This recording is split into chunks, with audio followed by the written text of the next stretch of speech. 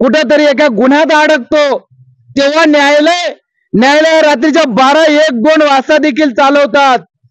जेव्हा एखाद्या सेलिब्रिटीचा मुलगा, एखादा सेलिब्रिटी शाहरुख खानचा मुलगा जेव्हा ड्रग्सच्या प्रकरणात अडकतो, एखाद्या क्रिकेटरचा मुलगा एखाद्या अशा प्रकरणात अडकतो, तेव्हा न्यायालय 12 वाजेपर्यंत चालतं, 1 वाजेपर्यंत चालतं रात्री।